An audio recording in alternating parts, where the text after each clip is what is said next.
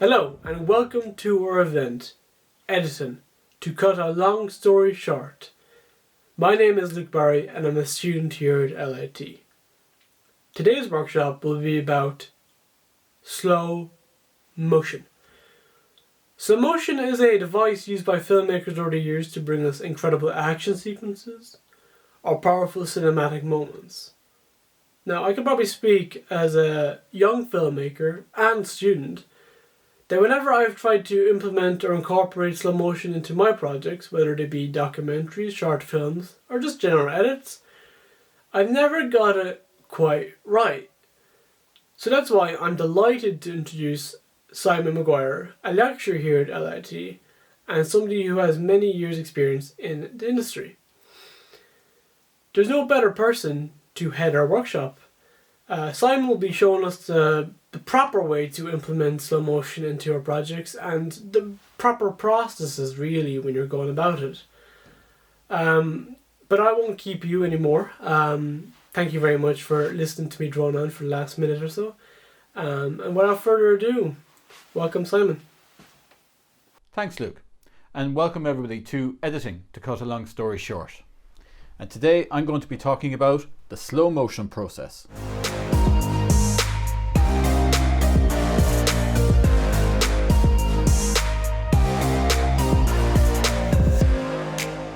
So again, welcome to Editing, to cut a long story short, and I'm going to talk about the slow motion process today. My name is Simon McGuire. I'm a member of the Irish Screen Editors Guild. I'm also a film broadcast editor and lecturer in Limerick School of Art and Design, LIT. So in talking about slow motion today, I want to give you an example that I experienced way back in 2005, 2006, 2007, when I was working with Eugene O'Connor on Kilnascully and Matty, but not so much those programs. While we were working on those, during the weekends, we actually ended up working on 3 different music videos at different periods during the production of those programs. Again, Eugene O'Connor, just to give you a bit of background on him, he's a lighting camera director worked a lot and still works with MTV Music, has worked with a lot of artists, both past, present, and his type of style is very much music videos using slow motion, and again his process of doing that, which we'll explain shortly. One of those music videos became a #1 hit in the Irish charts in 26th of June 2008, and that was On Wings by Leanne Moore, and Leanne would have gone on then to represent Ireland in Eurovision. So the slow motion, again, I've broken it down to three different sections here, and again it's planning or pre-production, production and post-production. From a planning point of view, in my own experience, less is more. Now, with the music video I'll show you later on, you'll see that Eugene actually used a lot of slow motion effect, but at the same time, for the amount of times he shot slow motion, he shot other takes or just as many takes in normal speed as well. Again, making sure that you have a normal speed recording as well. So normal speed, if we're filming 25 frames a second, that's normal speed PAL in Ireland and the UK. Again, his slow motion option was to shoot 50 frames a second with the camera that we had at the time. And again, equipment is essential. You need to have the right gear. You need to have a camera to be able to shoot 50 frames a second and to be able to adjust manually the iris shutter speed. And as well as that, you mean the actual control of the actual camera as well, in the sense of its focus using focus rings and so forth.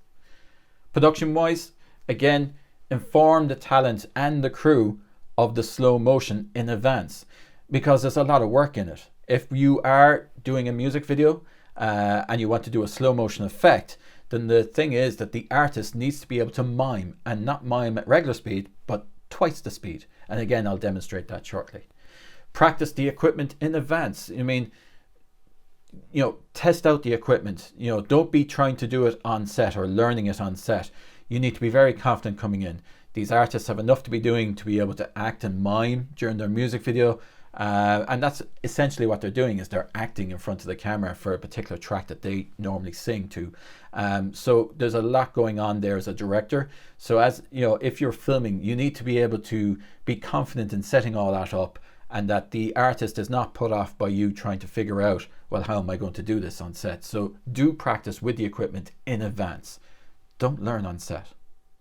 And finally, post-production, again, more testing. Test the workflow. Take the camera out, try a 50 frame per second piece, maybe a test run, adjust yourself in front of the camera, miming quickly to the sped up song, and then put it back into the edit suite and use the actual tool within, if it's Avid Media Composer or DaVinci Resolve or Adobe Premiere, which we're going to be using today. Test the workflow. And finally, set up the project in advance. Once you're happy with the workflow, have the bins ready to go. Have everything, have all of the settings right and everything ready to go for that edit. There's no point in trying to figure it out and you're trying to tidy up the edit later on. Let's take a look firstly at the camera setup. I have my camera just here sitting on a tripod and a slider, and I'm just going to film the tree that's just in front of it here. And what we're going to do is go through the different frame rates. So I'll just show you what it looks like in 25, 50, and then super slow-mo on this particular camera, which is the Panasonic HDX1. So I have it sitting on a Manfrotto tripod. I've also taken the spreader off the tripod because I want the camera to be super steady for this. Again, that's one of the rules as regards to if you're going to be playing with slow motion. As you can see here, I have a little cherry blossom tree here, just kind of moving in the wind, which will make a good foreground subject, and just a bit of variety with the castle in the background. With slow motion, it's a lot of different things that make slow motion. It's not just the frame rate. And shutter speed is one of the big key elements that I have learned when trying to film slow motion. So in Ireland and the UK, as I said, the standard frame rate for broadcast is 25 frames a second, film 24. In the US, again, depending on your camera, whether it's running at 50 hertz or 60 hertz, if you're running in America, 60 hertz, you're looking at 29.97 for drop frame time code, or 30 frames a second for broadcast, or again 23.976 then for film. And again, knowing those frame rates is really important because that dictates the actual edit and dictates the setup of the actual edit later on, the actual project setup. The rule is though that if you want to acquire higher frame rates, then the shutter speed needs to be double that of the frame rate. Now that's just a rule of thumb. It's not a golden rule or anything like that. It's just something that I've learned. For example, if you want to shoot 50 frames a second, then the shutter should be at 1/100. For 100 frames per second, then the shutter should be set for 1/200 or more. Pick the right color profile as well. REC.709 gives good dynamic range in post-production. Cin 4 and HLG1 are ideal also for low light.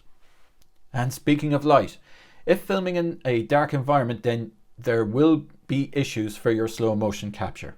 The faster the shutter speed, 1/200 for example, then the more light you will need to light the subject. Now my demonstration today, I shot outdoors, and the sun was quite bright at the particular time I shot, and it was about 9:30 in the morning. So lighting wasn't too much of an issue, but I did have to adjust the iris up and down and get the exposure right. Careful about what lights you do use though if you are indoors. Some low quality LED panels have pronounced flicker when your footage is slowed down. So when you use a higher shutter speed or a higher frame rate, and you have some low quality LEDs lighting your scene, you may get that nasty flicker happening. And again, to avoid that, normally you bring the shutter speed back to 1/50, 1/40, 1/30 to get rid of flicker. But the problem is that will definitely affect your slow motion in a negative way. One of the most important pieces of kit you can have when doing slow motion is your tripod. As every moment will be played out in slow motion, movement in real time might not be obvious when the shot is slowed down. For shorter clips, it's not always necessary that you need a tripod, but for longer slow motion shots, it is recommended for the best final product. Tracking shots require a tripod to stabilize the fast movement. Why fast movement when you want slow pan? Because everything will be slowed down. So for example, earlier, I actually used my slider on my tripod to get the shot of the tree, but I was moving it quite quickly, and you can see that from the footage. But when you actually look at it in slow motion, it's quite slowed down. What will feel like fast movement of the camera will slow down to a perfect speed.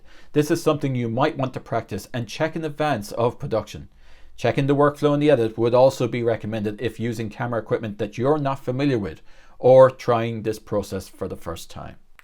With movement, don't be afraid to use lots of movement in all three axes to help give your slow motion footage extra depth. If the subject itself is moving, this can create some really interesting effects. Select a camera that is easy to control and light to move when handheld.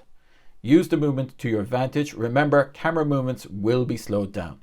There is an example of this when I go through the music video. Using a tripod and a track or even a gimbal system are also recommended instead of handheld for that extra smoothness. Focusing. If shooting with very shallow depth of field, the focus of the shot is vital. This is where the tripod comes into its own and is very important. Any slight movement in your hands or body could shift the camera and in turn the focus point without you even realizing it. Having a focus puller as part of the camera team would also help.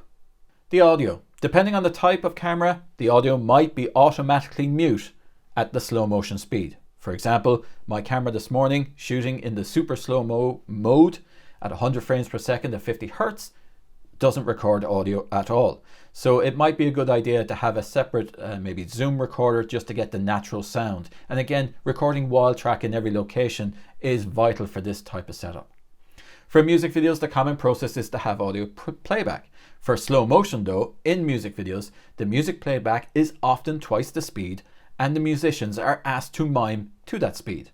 They'll need to be told in advance so that they can get used to that. When the video is slowed in the edit, then the slow motion effect is present, but hopefully in sync to the normal speed track that you will use in your edit.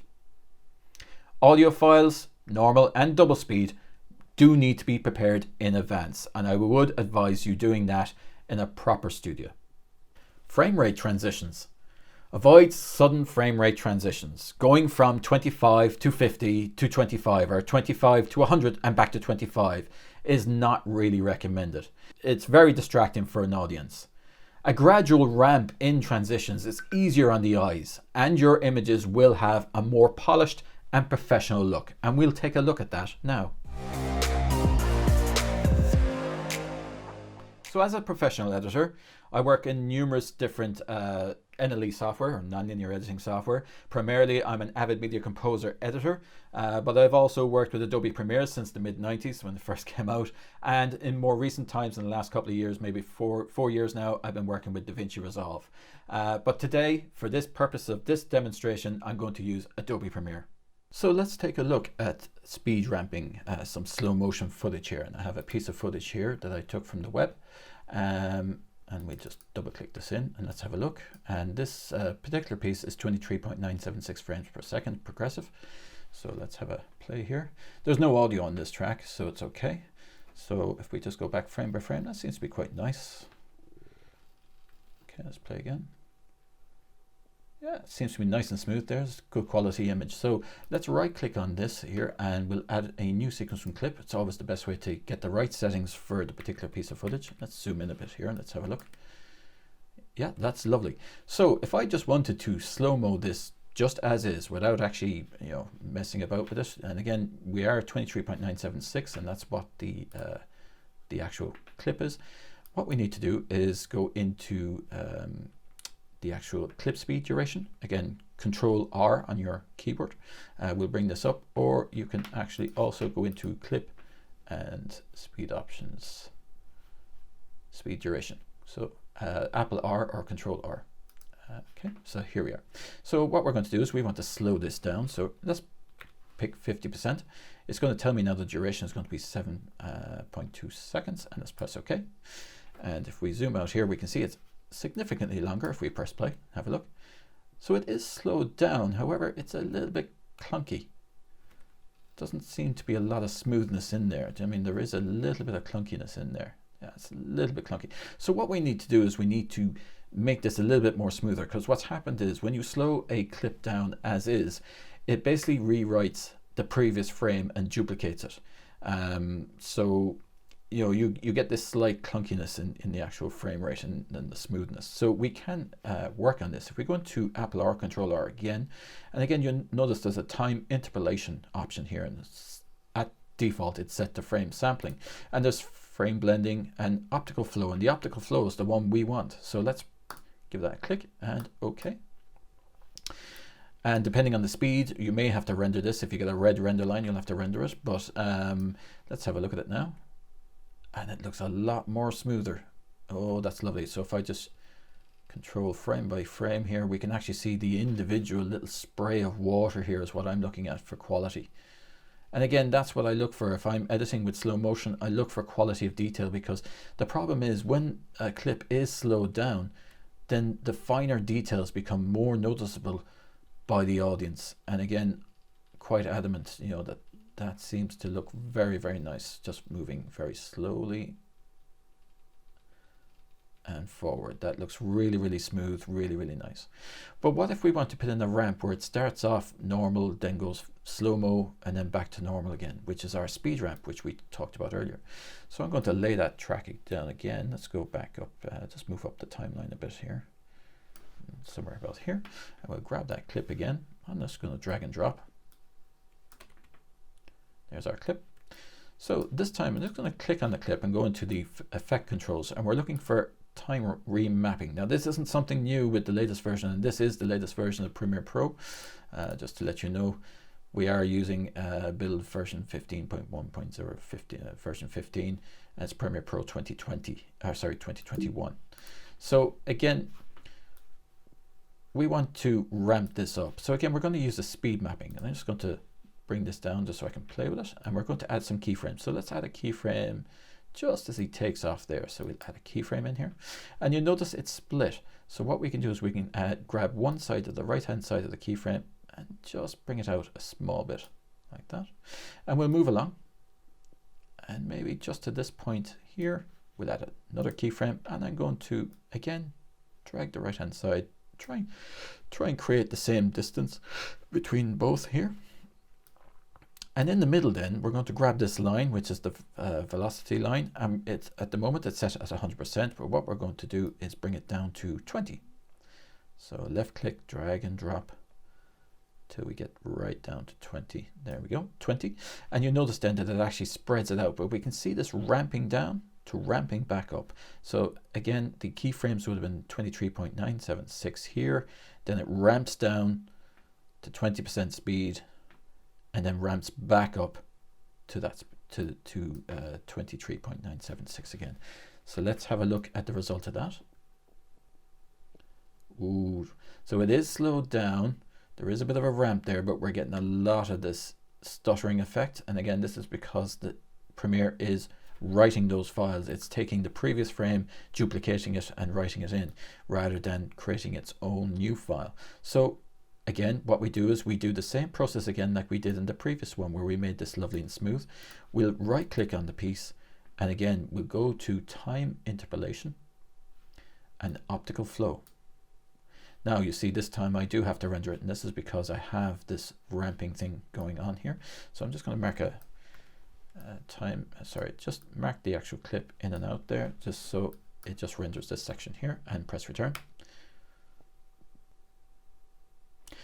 And our playback is there, and wow, look at the speed. And if I pause that for a second and just go back frame by frame again, yes, the detail of that water spray is there. So let's just look at it in full again. So we just go to the beginning. So it starts off normal speed, slows down to this beautiful, we get loads of detail of the spray in his face, and speeds back up again at the end. So that's how we do a time ramping and remapping using the time remapping option. And again, that's very handy depending on the actual piece of footage you're going to use. I tend not to do too much of that. Again, you don't want to, again, the whole idea of editing is that the audience doesn't notice your editing. So if you stick in a lot of these effects in here, your editing is going to stand out for the wrong reasons. But again, you can see the effect. It gives a really, really polished effect, so much so that we can see some great detail on the face there and stuff like that. So here we are, just to see what the footage of our tree and castle is going to look like. I have the 3 pieces here, so let's double click on this, and 25 frames per second. That kind of looks nice, so I'll just create a new sequence from clip here. In we go, and we'll just zoom in a bit, just so we can have a look. And there's even a little bee flew in there. See it just there, lovely. So let's see if we can slow him down a bit. Okay, so we're going to take that, and we're going to, again, Apple or Control R, bring up our clip speed duration. I'm going to type in 50. Again, this was shot 25 frames a second, so this is going to bring it down to about 12.5 frames. And we're going to use that optical flow option. Let's have a look. And we will need to render this. There we go. And as we can see, that has been using optical flow, and it is kind of there, but the bee does do a little bit of a matrixy thing going on there. I wonder, can you guys see that? Again, we'll just move it over. Where is he gone? He's a little bit of a matrixy thing going on there with him. So it's not really 100% effective. But again, it's probably because of his really fast movement of that insect is causing that issue. But let's have a look. Again, 50 frames a second. That's 50. Okay, so we'll just take a piece of that and we'll add that in to our timeline here. And again, we'll do the same thing here. So again, we'll slow it down by 50, and we'll add optical flow. And we will have to render, unfortunately, again. Let's do that. And we'll just reset my screen to fit here as well. So there's 50. Now that's a lot more smoother at 50 frames slowed down. There's a lot more, pity our little bee isn't back for that, but that looks a lot smoother than this. That looks a little bit chunky, but that does look nicer. It's lovely movement. Look at that slow movement coming in here. That's lovely. Okay, so let's compare that now with 100 frames per second. And this was the super slow-mo with a shutter speed of 1/250. And there's a little bit of movement. So this is super slow-mo. And we'll just lay some of that down here. Oops. Put it in point. And there's a little bit more movement there, so I'll just grab a piece of that as well. And you notice that this actually will not need to be slowed down using the clip speed. You get that beautiful slow-mo, but then look at this. And there was a little bit of a wind there and stuff like that, but that's lovely. Let's spread that out a bit so we can see a bit more of it. So again, ideally it's about getting the right camera to shoot at 100 frames per second, but again, the 50 frames per second and reduced at 50% using optical flow interpolation is really, really nice. But again, there's something really nice about that as well. Did I do a zoom in on the, maybe I didn't.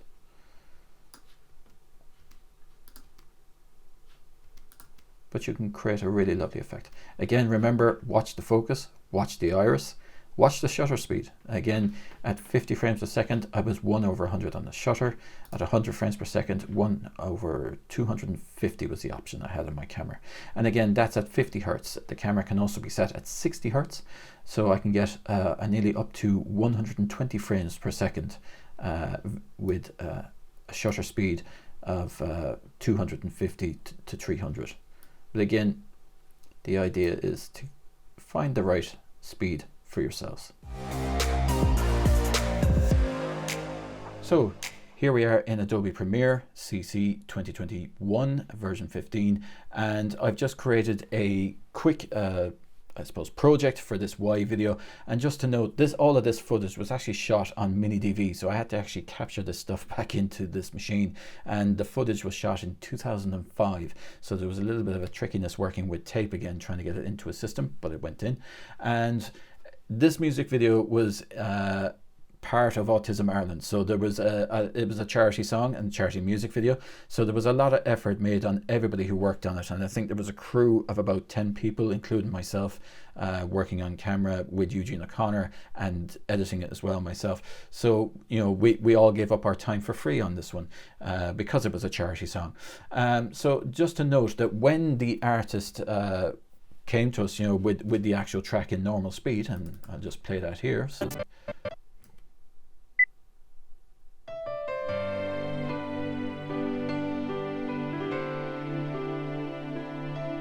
as I look outside the window at my little girl as she plays. So lovely melodic song. And what we did was we made sure that the artist had the sped up version, which was mastered in a studio. As I look outside the window at my little girl as she plays all alone. So the artist was told that they would have to do equal number of takes with both versions, so both at normal speed and at double the speed.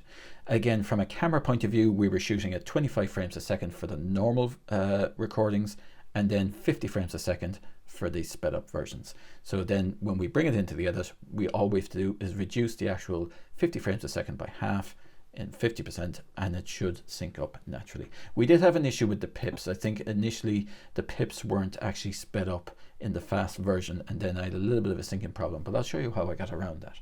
So from a footage point of view, let's have a look. And we have an example of the sped up. There was 9 takes at the speed up version, and this is what they sounded like. As I look outside the window at my little girl as she plays all alone. She don't have no friends to walk, my baby doesn't even know how to play.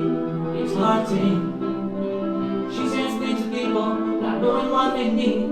She's my little angel, she's my little queen. And it breaks my heart inside. See my baby cry, I'll do anything, anything. See my baby smile. Oh my, oh my, oh my. Okay, and you can see there he is miming. That's, you know, we're watching that in real time, but we can see he's miming to it very quickly. You'll notice then as well that there's we had the camera on a track, on a tripod, on a track, and we started putting in movement. So when you put in fast movements, we weren't too worried about the little bit of shake in that, because we knew that when it was slowed down, some of that shake, or a lot of that shake, would be gone. So let's have a look at how this actually translates onto an actual timeline. So first of all, we're going to take the regular music, and again, I've just a section of it there, and we'll just lay it into the timeline. We might have to create a timeline first, so I'll just right click and new sequence from clip. There we go. And what we might do then is we just take this piece of music and we'll stick it into track 2, and let's lay it down there. So that's the regular piece of music. Now I'm going to do a sync marker with this first word rather than the pips, because as I said, I realized that even just watching this back, preparing for this particular event, I noticed that the pips weren't in the high speed. So I'm going to use that first word instead. And I can just about hear his voice coming in there. So what we're going to do then is we're going to take, and I'm going to find the same point here.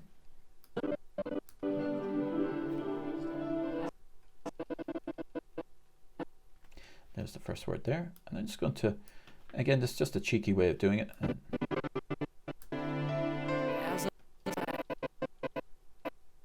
Just that point there. I might just chop the clip there so I can see it.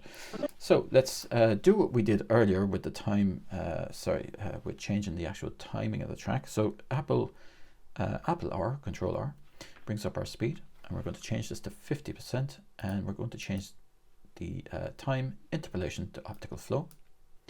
There it goes there.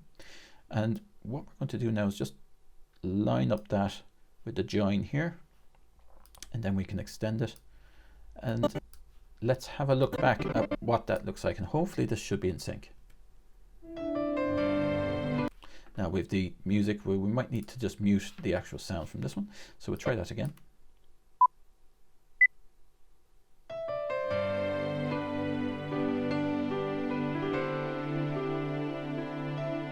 As I look outside the window at my little girl as she plays all alone.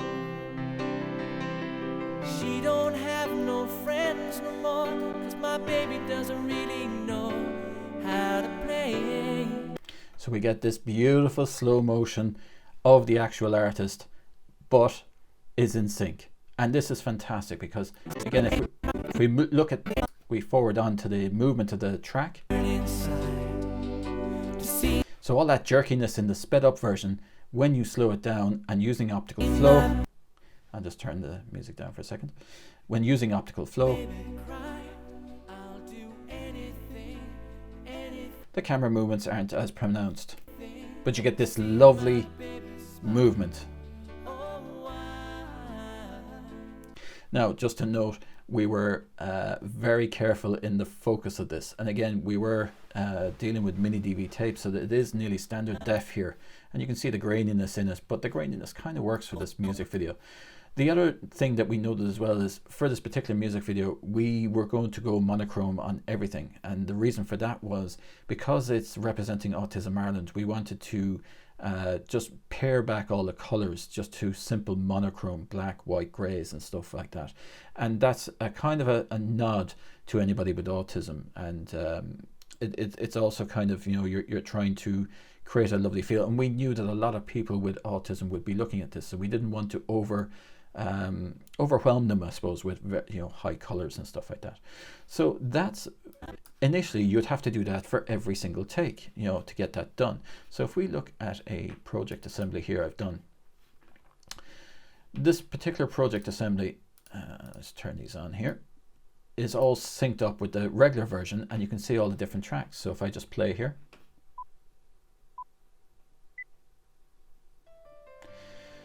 now this first track is one of the real ones. In other words, one of the normal speeds. So this is normal speed. If I pause there and turn that one off and look at the first slow-mo, and you notice these are all in sync. Next one. A little bit of camera movement there, but again, because we've, you know, loads of options here. And this is all a single camera shoot. There is no multiple cameras. We only had one camera. But when done properly and every take is done back to back, you kind of feel as if you have nearly 5 or 6 cameras.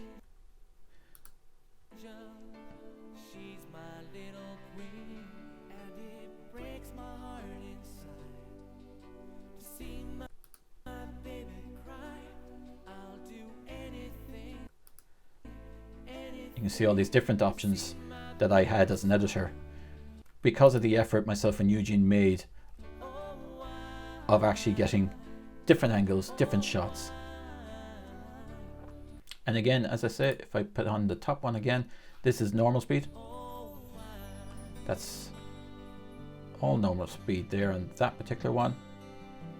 Yeah, it's normal speed. He's not slow-mo there, but if we turn,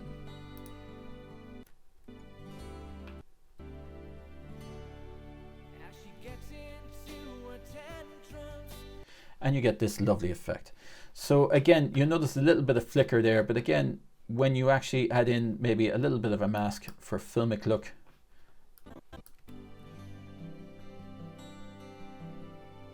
you can avoid any flickering and stuff like that. And again, there's a, as I say, this particular music video was put into monochrome black and white. So let's have a look at the final piece. Oh, by the way, just before I do, that assembly, when I had done this, it wasn't Adobe Premiere that I had edited this originally, it was actually Avid Media Composer. So what we did was, once we had everything synced up like this, we went back into it and actually did a multicam edit. But because we had 9, it was 8, yeah, 8 fast versions and about 9 normal versions, and then you had all of the different footage of the girl, and you'll see it in the finished piece. There was a lot of multicam sequences to be done, and then we had to join all the multicam sequences, so there was a lot of work. And sometimes then we actually did what was called layering work, where I just went through each one. So a good if you didn't want to do multicam, or if multicam isn't your thing, a slower edit, but very effective, is to look at what's on each one as you go down through the particular piece of music. So at a particular point when it goes into the chorus, so what is he doing on this track? What's he doing on this one? What's he doing on this one? And again, it's a matter of taking your cut tool and cutting out the piece you want, and then creating a new track, maybe an empty track, and you drag and drop these down and you start building it like a building blocks. Now that's a very old way, old style format of doing it, but and it's a little bit more cumbersome, a little bit slower, but is very precise as well. Sometimes people, and again, depending on how many tracks and all these different tracks, I mean, there was 18 tracks of video. A multicam session or multiple multicam sessions and then joining them up afterwards is a little bit of a pain. Let's have a look, and this is the finished piece.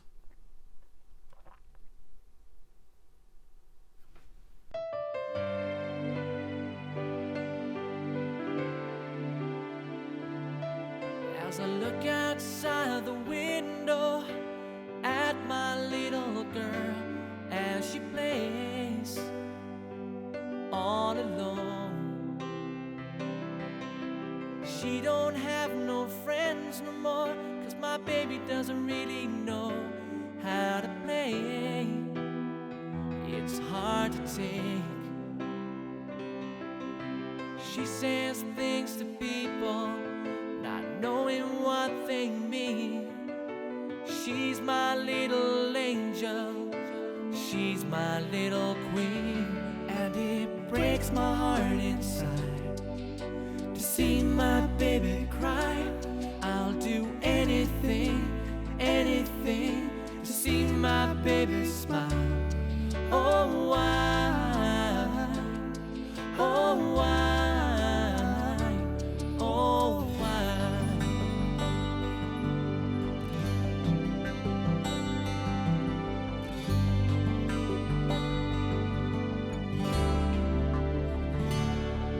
As she gets into her tantrums and everybody stops to say she's bold, what do they know? If they only knew that she lives inside her own little world, then they would know. 'Cause sometimes you get so stressed out and you feel you can't carry on, but your child is your life from the minute she was born. And it breaks my heart inside to see my baby cry. I'll do anything, anything to see my baby smile. Oh, why? Oh, why? Oh, why? Now my baby's getting older, and the problems start to show. She's crying for her daddy.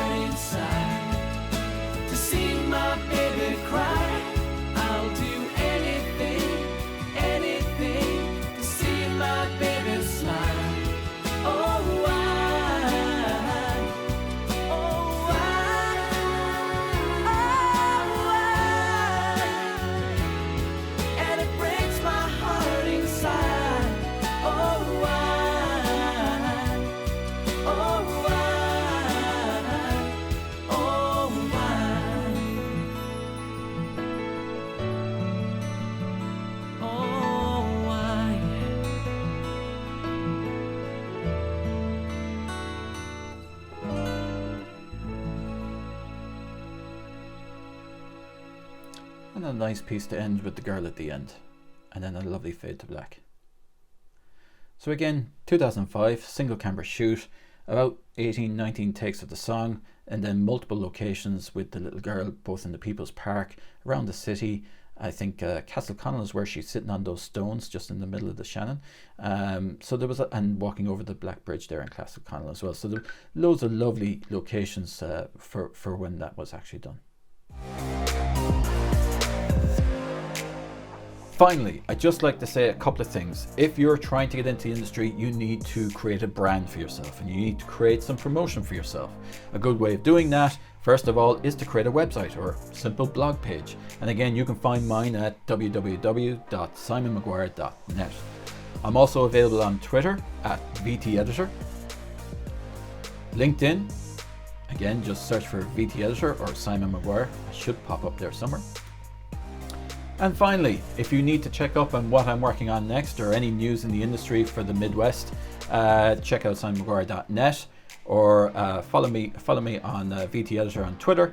Or if you want to send me a direct email, you can send it at vteditor2003@gmail.com.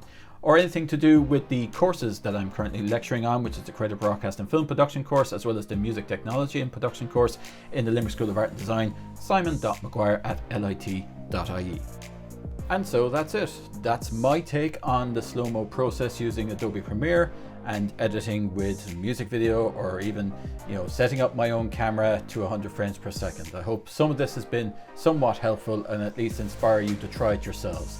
Remember, practice makes perfect, so do work on those workflows and practice with the camera equipment in advance, and you surely then will be able to master this effect to its ultimate benefit in the end for your own project.